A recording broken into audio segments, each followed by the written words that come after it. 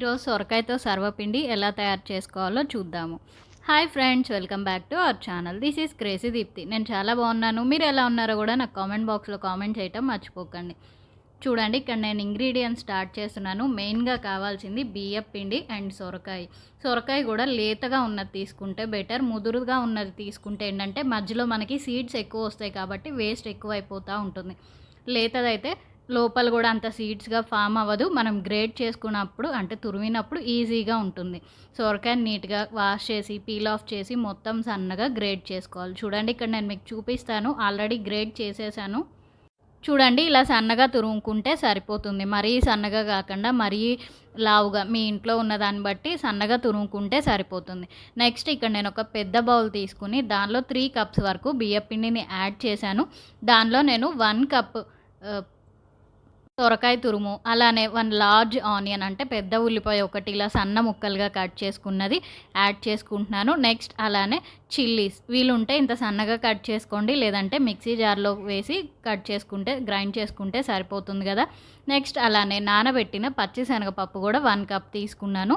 తెల్ల నువ్వులు, ఇది మీకు ఇంట్రెస్ట్ లేదు అనుకుంటే స్కిప్ చేయొచ్చు, కానీ ఎక్కువ టేస్ట్ వస్తుంది. మనం నువ్వులు కూడా ఎక్కువ యాడ్ చేసుకోవాలి. నెక్స్ట్ అలానే సాల్ట్ యాడ్ చేస్తున్నాను. సాల్ట్ వచ్చేసి మీ చాయిస్కి తగ్గట్టుగా యాడ్ చేసుకోండి. ఇవన్నీ వేసిన తర్వాత బాగా మిక్స్ చేసుకోవాలి. అలానే వేయించి పొట్టు తీసిన పల్లీల్ని కూడా కొద్దిగా యాడ్ చేసుకోండి. ఇవన్నీ వేసిన తర్వాత ఫస్ట్ వాటర్ పోసుకోకుండా, సొరకాయలో ఆల్రెడీ బాగా వాటర్ ఉంటుంది కదా లేత సొరకాయ, దాంతో మీరు ఇలా గట్టిగా మిక్స్ చేసుకుంటేనే మ్యాక్సిమం సరిపోతుంది. జస్ట్ ఒక్కసారి మీరు చేయి తడి చేసుకున్నట్టుగా వాటర్ అప్లై చేసుకుని మీరు కొద్దిగా అవసరం అనుకుంటే మాత్రమే వాటర్ వేసుకోండి. లేదంటే ఓన్లీ ఇలా సొరకాయ పేస్ట్తో అంటే తురిమిన దాంతోనే మీరు ఇలా బాగా మిక్స్ చేసుకుంటే టైట్గా వచ్చేస్తుంది డఫ్ లాగా.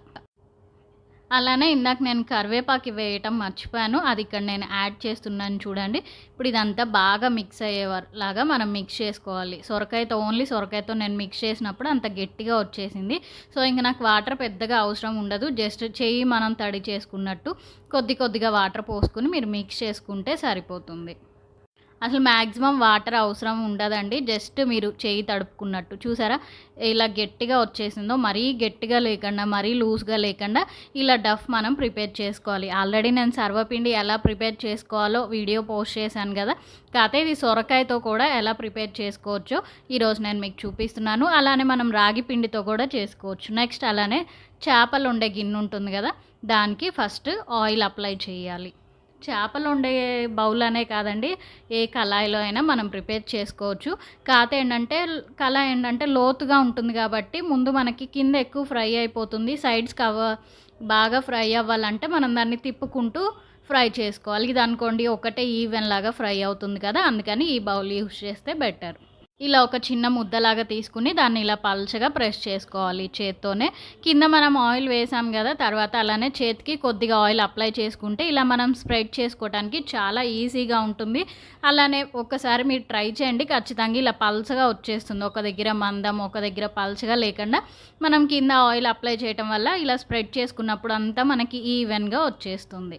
చూడండి, ఇలా మొత్తం స్ప్రెడ్ చేసుకోవాలి బౌల్ అంతా వచ్చే వరకు. అదే మీరు కళాయి తీసుకుంటే ఏంటంటే కొంచెం గ్యాప్ ఉంచుకొని మొత్తం దానికి స్ప్రెడ్ చేసుకుంటే సరిపోతుంది. ఆల్రెడీ కళాయిలో కూడా మనం ఎలా ఫ్రై చేసుకోవాలి అనేది నేను ఇంతకుముందు సర్వపిండి చేశాను కదా, దానిలో అది కూడా నేను చేసి చూపించాను.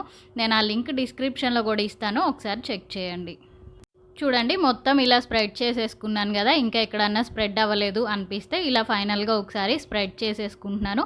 అప్పుడు నీట్గా ఉంటుంది కదా, అందుకని చెప్పి ఇలా మొత్తం స్ప్రెడ్ చేసుకోవటం అయిపోయిన తర్వాత మాత్రమే మీరు హోల్స్ లాగా పెట్టుకోవాలి అక్కడక్కడ. ఎందుకంటే ఆయిల్ వెళ్ళి బాగా ఉడకటానికి. ఇదే మొత్తం డైరెక్ట్గా ఉంటే ఏంటంటే ఆయిల్ అబ్జర్వ్ అవ్వదు, తొందరగా ఫ్రై అవ్వటానికి కూడా లేట్గా ఉంటుంది. అందుకని చూడండి ఇలా రౌండ్స్ లాగా చేసుకోవాలి అక్కడక్కడ.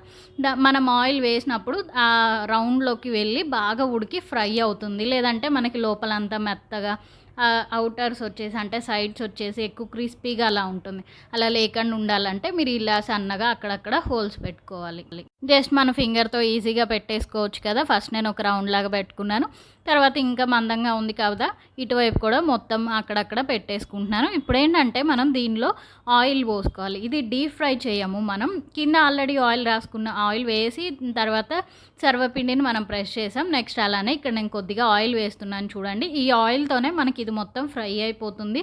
ఇంకా మళ్ళీ మనమేం ఆయిల్ యాడ్ చేయాల్సిన అవసరం లేదు. కాకపోతే మీరు ఆయిల్ వేసిన తర్వాత బాగా ఇలా ఒకసారి స్ప్రెడ్ చేసుకోవాలి. అప్పుడు ఆ హోల్స్లోకి కూడా అది ఆయిల్ వెళ్తుంది. మొత్తం సరిపోతే ఓకే, లేదంటే మరి కొద్దిగా ఆయిల్ వేసుకుంటే మీరు సరిపోతుంది.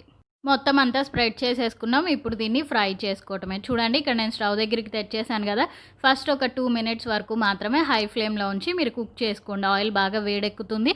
ఆ తర్వాత మీరు మీడియం ఫ్లేమ్లో పెట్టేసుకుంటే సరిపోతుంది. చూసారా, ఇలా బాగా ఫ్రై అయినప్పుడు మీరు మూత పెట్టుకోవాలి. అప్పుడు అది ఇంకా త్వరగా కుక్ అవుతుంది, మనకి కరెక్ట్గా కూడా వస్తుంది. చూసారా, ఒక 5 మినిట్స్ తర్వాత ఇక్కడ నేను మూత తీసి చూపిస్తున్నాను. బాగా ఫ్రై అయిపోయింది కదా, నేను మీడియం ఫ్లేమ్లోనే పెట్టాను. మనకి సర్వపిండి ఇలా ఫ్రై అయితేనే టేస్ట్గా ఉంటుంది, మాడిపోయింది అని చెప్పి అనుకోకండి. ఇలా మొత్తం ఫ్రై అయిన తర్వాత మరో సైడ్కి మనం టాస్ చేసుకోవాలి. మొత్తం అంతా ఫ్రై అవ్వాలి కాబట్టి కొద్దిగా కలర్ మనకు అలా అనిపిస్తుంది, కానీ తినేటప్పుడు చాలా టేస్టీగా ఉంటుంది. 1 వీక్ వరకు కూడా ఉంటాయి. చాలా వరకు ఏంటంటే చాయ్లో అంటే టీలో ముంచుకుని తింటారనమాట, నంచుకుని పీసెస్ లాగా కట్ చేసి. అందరూ మ్యాక్సిమం చక్రాలు తింటారు కదా, అలా సర్వపిండి తిన్నా కూడా టేస్ట్ అయితే సూపర్గా ఉంటుంది. మీకు తెలియకపోతే ఒకసారి ట్రై చేయండి. చూడండి, ఇలా ఒకసారి ఫ్రై అయిపోయింది కదా ఒక సైడ్. నెక్స్ట్ నేను మరో సైడ్ టాస్ చేస్తున్నాను. ఫ్రై అవ్వటం, మనం కింద ఆయిల్ అప్లై చేసాం కదా, దానివల్ల ఇలా ఈజీగానే ఊడిపోతుంది. మరీ గట్టిగా ఏం స్టిక్ అవ్వదు. కాకపోతే ఫ్రై అయిన తర్వాత మాత్రమే మనం తిప్పాలి, లేదంటే దానికి స్టిక్ అయిపోతుంది. చూడండి, ఇక్కడ నేను మరో సైడ్ టాస్ చేశాను కదా, పర్ఫెక్ట్గా ఫ్రై అయిపోయింది. ఇటువైపు కింద వైపు అంటే మనం టాస్ చేసిన వైపు మరొక 3 మినిట్స్ వరకు కుక్ చేసుకుంటే సరిపోతుంది. అది కూడా మీడియం ఫ్లేమ్లో ఉంచి మాత్రమే కుక్ చేసుకోవాలి. 3 మినిట్స్ తర్వాత ఒకసారి ఇలా లేపి చూడండి, మీకు బాగా ఫ్రై అయితే ఓకే, లేదంటే మరి కొద్దిసేపు ఫ్రై చేసుకుంటే సరిపోతుంది. ఇంతేనండి, చాలా తక్కువ టైంలో ఎంతో టేస్టీగా ఉండే సొరకాయ సర్వపిండి మనం రెడీ చేసేసుకోవచ్చు. అలానే తెలంగాణ స్పెషల్. ఇంతకుముందు నేను ఆల్రెడీ చెప్పాను కదా మీకు. ఈరోజు నేను చూపించిన రెసిపీ మీకు నచ్చింది అని అనుకుంటున్నాను. సొరకాయ సర్వపిండి ఖచ్చితంగా ట్రై చేయండి. ట్రై చేసిన తర్వాత నాకు కామెంట్ బాక్స్లో కామెంట్ చేయడం కూడా మర్చిపోకండి. అలానే మన ఛానల్ ఎవరైనా ఫస్ట్ టైం చూస్తున్నట్లయితే ప్లీజ్ లైక్ చేయండి, షేర్ చేయండి, సబ్స్క్రైబ్ చేయడం మర్చిపోకండి. మీ ఫ్రెండ్స్కి, రిలేటివ్స్కి కూడా షేర్ చేయండి. This is crazy Deepti signing off. Bye friends, take care. మరో వీడియోలో కలుసుకుందాం.